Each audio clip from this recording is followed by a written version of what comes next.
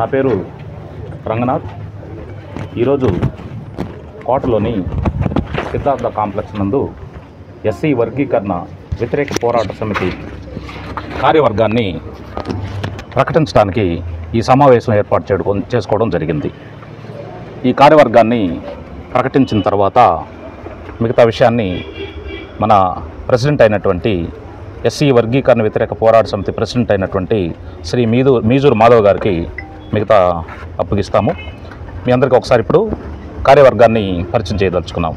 గౌరవ సలహాదారులుగా doctor you Ramakrishna Rao గారు, తిరుమూరు కృష్ణయ్య గారు, గౌరవ అధ్యక్షులుగా శ్రీ దాసరి సుందరం గారు, తర్వాత కమిటీ అధ్యక్షులుగా శ్రీ మీజూరు మాధవ్ గారు, ప్రధాన కార్యదర్శిగా శ్రీ బందిల్ రంగనాథ్ గారు, కార్యదర్శిగా శ్రీ పాల మల్లికార్జున గారు, ఆర్గనైజింగ్ సెక్రటరీగా శ్రీ పంటరంగ వసంత్ గారు, కోశాధికారిగా డాక్టర్ పుట్టా శ్రీనివాసులు గారు, పిండి కేశవ్ గారు, లీగల్ అడ్వైజర్గా దాసరి అశోక్ కాంబ్లీ గారు, ఉపాధ్యక్షులుగా పనబాక హేమంత్ గారు, కె వెంకటకృష్ణ గారు, డి ప్రతాప్ గారు, పసల చిరంజీవి గారు, గోను రఘుబాబు గారు, అదేవిధంగా సంయుక్త కార్యదర్శులుగా వై దేశీయ గారు, దార్ల ఏడుగొండల గారు, ఎన్ నాగేంద్ర గారు, దారా బాలకృష్ణ గారు, పి సుబ్బరాయలు గారు, ఈ మొదలైనటువంటి కార్యవర్గాన్ని భవిష్యత్తులో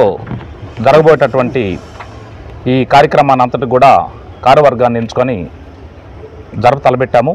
సో మిగతా విషయాన్ని అంతా కూడా ప్రెసిడెంట్ గారు అయినటువంటి శ్రీ మాధవ్ గారు మీకు విషయాన్ని ఇస్తారు. అందరికీ జేబీ. ఈరోజు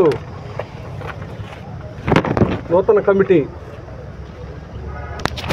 ఎస్సీ వ్యతిరేక వర్గీకరణ పోరాట సమితి ఆధ్వర్యంలో ఈరోజు నూతన కమిటీని ఎన్నుకోవడం జరిగింది.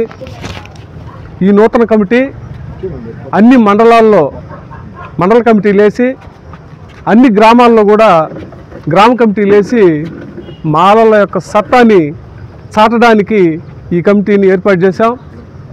ఇప్పటి వరకు ఇక్కడ ఇంత స్థాయిలో జరగనటువంటి కమిటీని ఈరోజు కోట పట్టణంలో ఇంత ఘనంగా జరుపుకోవడం మా కమిటీ సభ్యుల యొక్క కృషి ఎంతో అభినందనీయం. దీనికి గ్రామ ప్రజలు కూడా అందరూ సహకరిస్తూ ఉన్నారు. గ్రామాలకు రండి అని చెప్పి పిలుస్తూ ఉన్నారు. అందువల్లే ఈ కమిటీలు వేసుకొని ప్రస్తుతం తాత్కాలికంగా వేసుకున్నాము. తర్వాత కాలక్రమేణా పనిలో భాగంగా ఎక్కడైతే మాకంటే మెరుగైన వాళ్ళు దొరికినప్పుడు ఖచ్చితంగా మేము వాళ్ళకి ఆహ్వానించి వాళ్ళని కూడా కమిటీకి చేర్చుకొని వాళ్ళని కూడా పనిచేయమని చెప్పి చెప్తాము. ఖచ్చితంగా భారతదేశంలో సుప్రీంకోర్టు ఇచ్చిన వర్గీకరణ తీర్పుని మేము వ్యతిరేకిస్తున్నాం. గతంలో 5 మందితో అదే సుప్రీంకోర్టులో జడ్జీలు తీర్పునిచ్చారు, ఇది చెల్లదు, రాజ్యాంగ విరుద్ధమని. మరి 7 మంది వేస్తే మాత్రం ఎలా చెల్లిందో అది వాళ్ళకే గౌరవనీయ సుప్రీంకోర్టు వారిని మేము అడుగుతున్నాం. దీనికి సమాధానం కూడా తొందరలోనే పోద్ది. భారతదేశం మొత్తం కూడా మేము 100 రివ్యూ పిటిషన్లు వేస్తున్నాము. వీటిని కూడా అంత ఈజీగా అయితే వాళ్ళకి వర్గీకరణలో మోసం ఉంది. ఈ మోసాన్ని బయట తీయడానికే మేము ఈ కంకణం కట్టుకొని ఈ వర్గీకరణకు వ్యతిరేకంగా తిరుగుతున్నాం.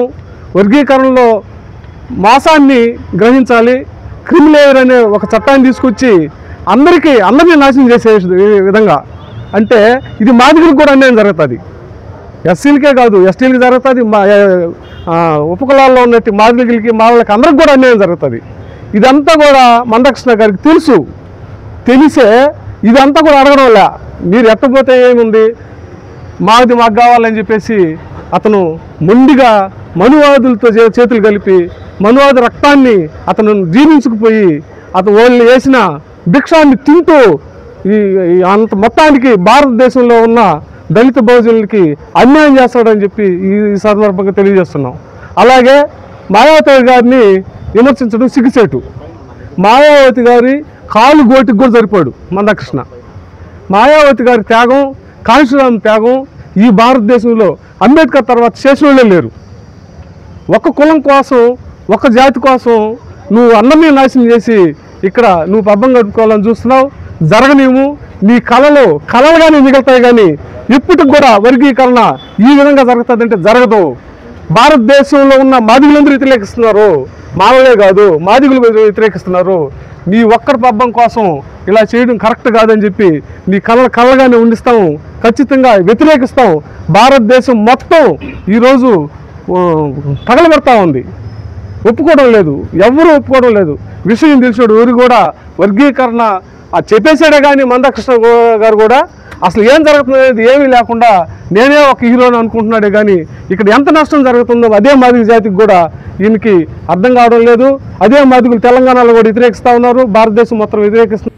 ఈ రోజు అనగా తేదీ 18/9/2024 తేదీన ఎస్సీ వర్గీకరణ వ్యతిరేక పోరాట సమితి నాయకులుగా భారతరత్న డాక్టర్ బాబాసాహెబ్ అంబేద్కర్ గారి ఆలోచన విధానంతో బహుజన పితామహుల వారసులముగా మాలజాతి రత్నం శ్రీ పివి రావు గారి స్ఫూర్తితో మాలజాతి సమైక్యత సమగ్రతను కాపాడుతూ ఎలాంటి స్వలాభానికి ప్రలోభాలకు నీతి నిజాయితీగా సమితి ఆసియాల అభివృద్ధి కోసం కృషి చేస్తామని మన బాబాసాహెబ్ అంబేద్కర్ గారి సాక్షిగా ప్రమాణం చేస్తున్నాము.